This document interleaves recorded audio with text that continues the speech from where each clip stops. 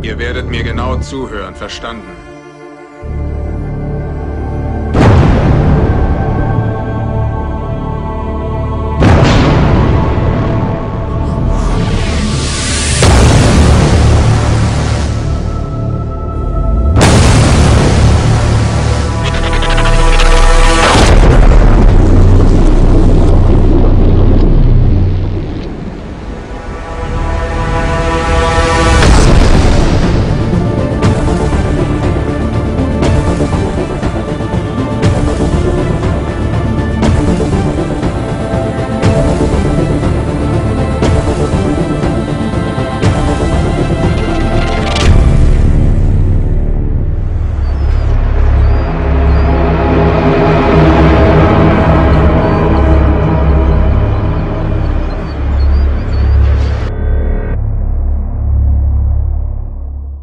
Nicht nur der Bildschirm ist flach, die Erde ist es auch. Das gibt's im Netz in verschiedenen Varianten, kann man also unter auf irgendwelchen Heimseiten findet man das. Auf Homepages findet man tatsächlich die Hypothese, die Erde sei flach. Und alle Wissenschaftler natürlich, die wären alle dabei bei der großen Flacherde-Verschwörung. Man würde es uns nur nicht sagen.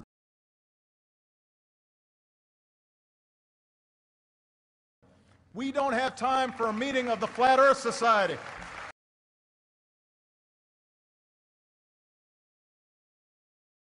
We don't have time for a meeting of the Flat Earth Society.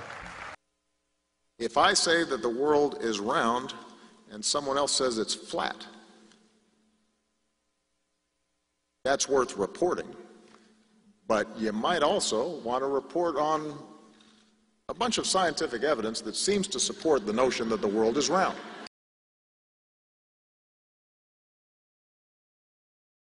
It's amazing to watch the White House continue to argue that the Earth is flat. Jeff Zeleny, Manu Raju, thank you so much.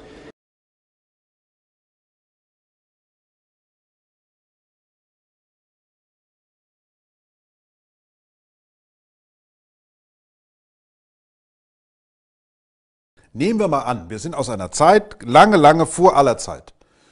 Die Erde bildet sich gerade. Wie soll aus einem unförmigen Klumpen aus irgendwelchem Material eine Scheibe werden? Wann bildet sich eine Scheibe? Wann?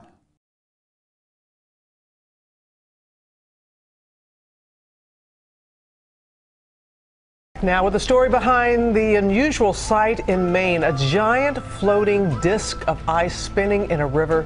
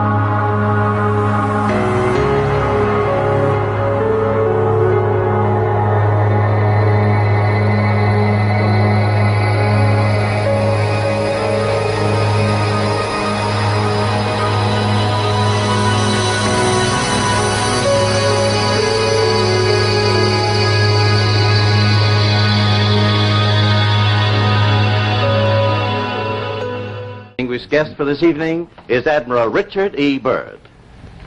The North Pole used to be a no-man's land, but these are the days when, by buying a ticket on a commercial airliner, you can fly across the North Pole and drink a cocktail at the same time. Yet only 60 or more years ago, about 35 years ago, our guest tonight found out whether there was any land north of the North American continent. He made that first discovery flight, and I must say that Admiral Byrd, our guest tonight, is not only our greatest living explorer, but he's been an inspiration to countless Americans. Admiral Byrd, you've been to both the North Pole and the South Pole. Is there any unexplored land left on this earth that might appeal to adventurous young Americans?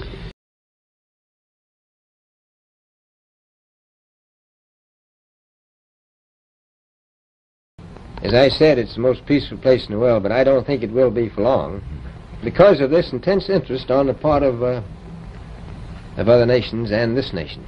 Well, Admiral Byrd, are private expeditions a thing of the past? Is expedition and exploration, making expedition and exploration now purely a government function because of the tremendous cost and organization? No, I don't think so. I think down south it may be more or less a thing of the past, but not other expeditions that go there. A lot of them go north now. This latest expedition now on the way is a government expedition, I take it? Yes, that's the government. Admiral Byrd, may I ask you, is there a great difference between the top of the world and the bottom of the world? There is. Now, the North Pole is the center of an ocean 10,000 feet deep. The South Pole, the center of a plateau 10,000 feet high. The North Polar Sea is surrounded by continents that are slightly frozen. The Antarctic continent is surrounded by a belt of ice, frozen seas of at least 1,200 miles thick.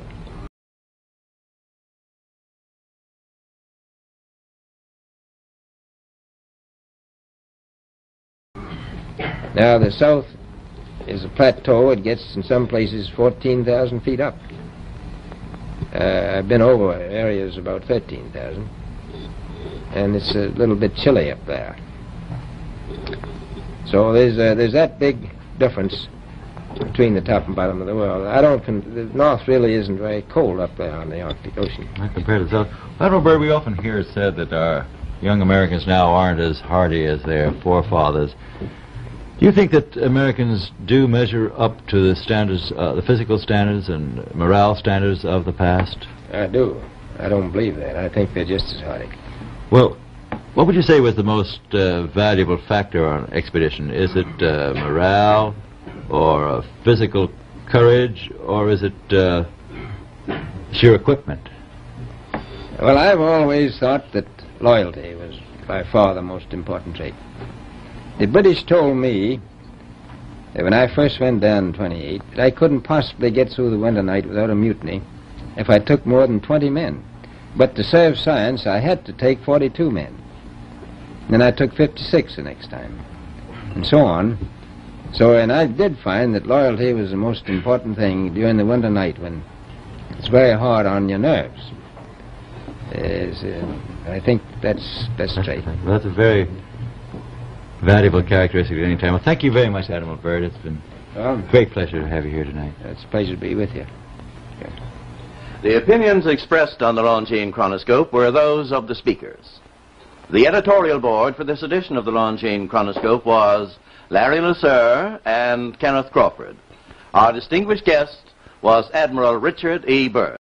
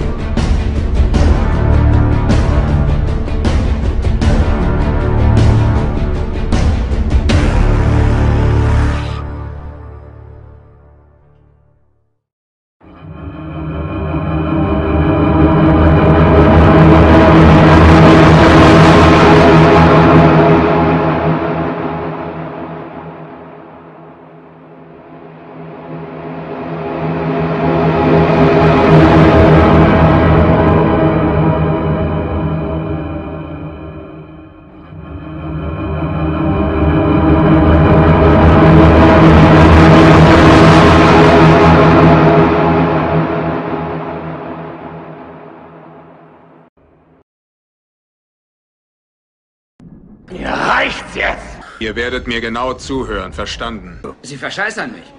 Ich scheiße nicht auf Sie. Ich bin der Spielverderber. Ich komme wieder.